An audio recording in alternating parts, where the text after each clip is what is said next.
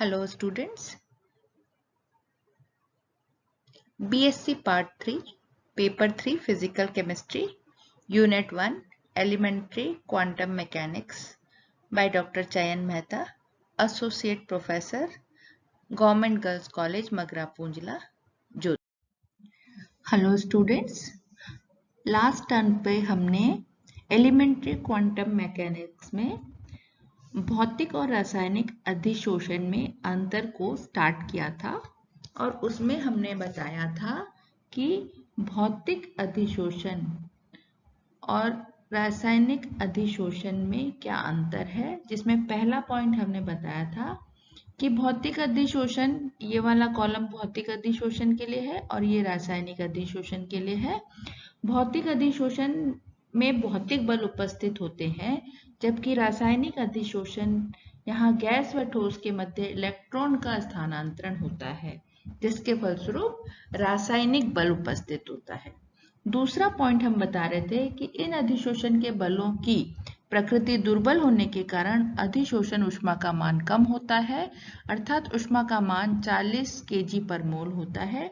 और रासायनिक अधिशोषण में हमने बताया कि यहाँ अधिशोषण ऊष्मा का मान अधिक होता है, ऊष्मा का मान 400 किलो जूल पर मोल होता है। यह उत्क्रमणीय प्रक्रम है, यह अनुत्क्रमणीय प्रकृति है। यह एक सामान्य परिघटना है जो किसी भी गैस ठोस निकाय के साथ ताप तथा दाब की उचित परिस्थितियों में संपन्न होती है। यह घटना तभी होती है यदि गैसें ठोस की सतह पर स्थित परमाणुओं के साथ रासायनिक बंध बना सकें। भौतिक अधिशोषण में बहुपरतों का निर्माण होता है, अतः ये परतें बहुआण्विक होती हैं। यहाँ पर रासायनिक अधिशोषण में सिर्फ एक परत का निर्माण होता है, अर्थात ये परतें एकक आणविक होती हैं। ये कम ताप पर उच्च दाब पर घटित होता है, ये केवल उच्च ताप पर ही होता है तथा दाब में वृद्धि के साथ साथ अधिशोषण की दर घटती है। भौतिक अधिशोषण में केवल सक्रिय ऊर्जा सम्मिलित नहीं होती। यह रासायनिक अधिशोषण एक सक्रिय परिघटना है, इसमें सक्रिय ऊर्जा सम्मिलित होती है। यह तुरंत होने वाला प्रक्रम है, यह तीव्र या धीमा हो सकता है, यह विशिष्ट नहीं होता है, यह विशिष्ट होता है अर्थात सार्वत्रिक है। यहाँ पर T और x/m में ग्राफ खींचने पर इस तरह का हमको ग्राफ मिलता है और यहाँ पर T और x/m में ग्राफ खींचने पर हमें ये जो है इस तरह का कर्व दिखाई देता है। इसके बाद नेक्स्ट हम कहते हैं कि इसका एग्जाम्पल बताते हैं। भौतिक अधिशोषण का एग्जाम्पल है चारकोल की सतह पर गैसों का अधिशोषण, माइका की सतह पर नाइट्रोजन गैस का अधिशोषण और रासायनिक अधिशोषण का उदाहरण है निकेल की सतह पर C2H5OH की वाष्प का अधिशोषण, टंगस्टन की सतह पर ऑक्सीजन का अधिशोषण, निकेल की सतह पर हाइड्रोजन का अधिशोषण। अब हम नेक्स्ट जो पॉइंट डिस्कस करेंगे वो है अधिशोषण ऊष्मा। अधिशोषण के फलस्वरूप अधिशोषक पदार्थ के पृष्ठ पर सक्रिय अवशिष्ट बलों में या पृष्ठ ऊर्जा में कमी हो जाती है। ऊर्जा में यह कमी ऊष्मा के रूप में प्रकट होती है। इस प्रकार अधिशोषण में सदा ऊष्मा मुक्त होती है। यदि किसी ठोस पदार्थ के पृष्ठ पर किसी गैस या वाष्प के 1 मोल के अवशोषित होने पर मुक्त होने वाली ऊष्मा को मोलर अधिशोषण ऊष्मा या अधिशोषण ऊष्मा हीट ऑफ एब्जॉर्प्शन कहते हैं।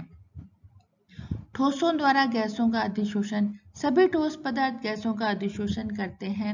सभी गैस या वाष्प ठोसों के संपर्क में आने पर अधिशोषित हो जाती हैं, जो कि निम्न कारकों पर निर्भर करती है। सबसे पहला है nature of absorbent and absorbent and absorbent.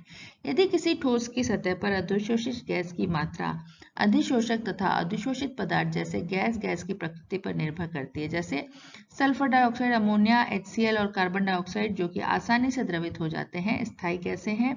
Nitrogen, hydrogen, oxygen जिनका द्रवीकरण आसानी से नहीं हो सकता, उसकी तुलना में तेजी से अधिशोषित होती हैं, क्योंकि आसानी से द्रवित होने वाली गैसों में वॉन डेर वाल बल या आणविक आकर्षण बल अधिक होते हैं, जिससे अधिशोषण अधिशोषित पदार्थ को दृढ़ता से आकर्षित करता है, अतः अधिशोषण का परिमाण बढ़ जाता है।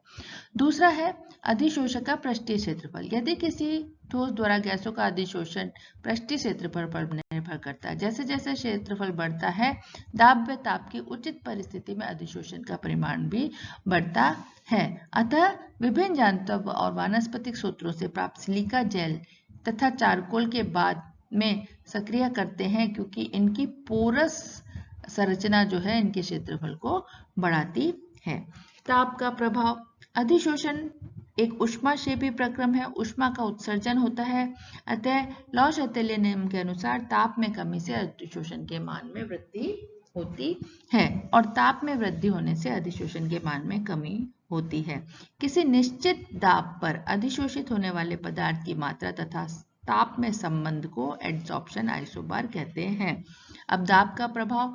ले शैटेलियर प्रिंसिपल के अनुसार जैसे जैसे दाब में कमी होती है अधिशोषण भी कम होता है, अतः स्थिर ताप पर अधिशोषण का दाब के साथ परिवर्तन को अधिशोषण समतापी वक्र एड्सॉर्प्शन आइसोथर्म कहते हैं। ये है एड्सॉर्प्शन आइसोबार जो कि ताप के प्रभाव को दर्शाता है, और जो दाब के प्रभाव को दर्शाता है वो है एड्सॉर्प्शन आइसोथर्म। अब कैरेक्टरिस्टिक ऑफ एड्सॉर्प्शन। अधिशोषण एक स्वतः या पृष्ठीय परिघटना है। अधिशोषण प्रक्रम सभी सतहों पर होता है, अतः इसे 5 प्रकार के इंटरफेस संभव हैं। Gas solid, liquid solid, liquid liquid, solid solid और सॉलिड गैस इंटरफेस। इस तरह से 5 तरह से इंटरफेस संभव है। उपरोक्त में से गैस ठोस अंतःप्रस्थ सबसे अधिक महत्वपूर्ण होता है, क्योंकि इसका महत्व जैविक तंत्रों द्वारा विद्युत रासायनिक में है। अधिशोषण के प्रक्रम में निकाय की मुक्त ऊर्जा का मान घटता जाता है, जो ऋणात्मक होकर डेल्टा जी शून्य हो जाता है, अतः साम्यावस्था पर डेल्टा जी का मान शून्य हो जाता है। अधिशोषण के प्रक्रम गिब्स हेल्महोल्ट्ज समीकरण का पालन करता है। Delta G is equal to delta H T delta S इस समीकरण का पालन करता है। अधिशोषण में एंट्रोपी तथा मुक्त ऊर्जा दोनों में कमी होती है, अर्थात डेल्टा एच का मान घटता जाता है। डेल्टा जी के मान में कमी ऊष्मा के रूप में उत्पन्न होती है, अतः अधिशोषण प्रक्रम ऊष्माक्षेपी होता है। अधिशोषण समतापी वक्र और इसके प्रकार। अधिशोषण की मात्रा गैस के दाब पर दिए गए अधिशोषक व गैस के ताप पर निर्भर करती है, अतः अधिशोषित गैस की मात्रा ताप व दाब का फलन होती है। A is equal to function of P and T। जब समीकरण 1 को ग्राफिक रूप में व्यक्त किया जाता है तो भिन्न भिन्न वक्र प्राप्त होते हैं। पहला है समतापी वक्र। यदि ताप स्थिर रहे तो दाब में परिवर्तन हो तो A और P के मध्य का वक्र अधिशोषण समतापी वक्र कहलाता है। A is equal to function of P T constant. दूसरा है एड्सॉर्प्शन आइसोबार समदाबी वक्र। यहाँ पर हम दाब को कांस्टेंट रखेंगे और A और T के बीच में ग्राफ खींचेंगे। तीसरा है तंत्र में यदि P और T के बीच में खींचा गया वक्र एड्सॉर्प्शन आइसोस्ट्रेस कहलाता है। यहाँ पर A कांस्टेंट है और P और T के बीच में वक्र खींचा जा रहा है। अब हम देख रहे हैं 5 प्रकार के अधिशोषण समतापी वक्र जो है उसको निम्न तरह से व्यक्त किया जाता है। ये पहला है, इस प्रकार का वक्र लैंगमुम का वक्र कहलाता है, जिसमें अवशोषक की सतह पर अधिशोषक पदार्थ की एकाणुक परत बनती है। यह संतृप्त प्रावस्था को व्यक्त करता है। इस अवस्था में प्राप्त होने पर दाब पड़ने पर भी A के मान में कोई परिवर्तन होता है। उदाहरणार्थ चारकोल पर नाइट्रोजन का अधिशोषण।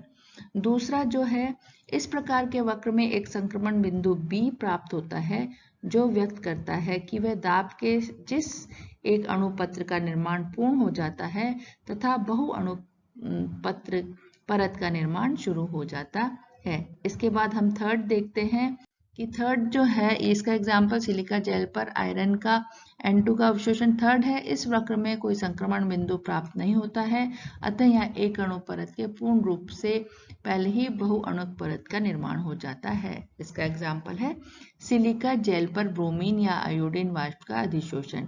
इस प्रकार के वक्र में चौथा जो है बहु अणुक परत क्षेत्र में संतृप्त अवस्था प्राप्त करने की प्रवृत्ति बढ़ती है और फेरिक ऑक्साइड जेल पर बेंजीन वाष्प का अधिशोषण होता है। पांचवा वक्र जो है शुरुआत में ही बहुअणक परत के रूप में निर्माण को व्यक्त करता है। इसमें दाब पर यह वक्र A के स्थिर होने की प्रवृत्ति को व्यक्त करता है, अर्थात उच्च दाब पर संतृप्त अवस्था प्राप्त होती है। इसके बाद हम देखते हैं वेरियस एड्सॉर्प्शन आइसोथर्म। अधिशोषण समतापी मुख्यतः दो प्रकार के होते हैं। फ्रेंडलिच अधिशोषण समतापी। फ्रेंडलिच ने निश्चित ताप पर अधिशोषण की सांद्रता तथा अधिशोषित होने वाले पदार्थ की मात्रा के बीच में संबंध स्थापित किया था, जिसे फ्रेंडलिच समतापी कहा जाता है। यदि m ग्राम अधिशोषण की सतह पर x ग्राम पाद अधिशोषित होता है तो x upon m is proportional to ये कांस्टेंट फ्रेंडलिच का 1 अपॉन m। उपरोक्त समीकरण x ठोसों पर गैसों के अधिशोषण के लिए लागू होती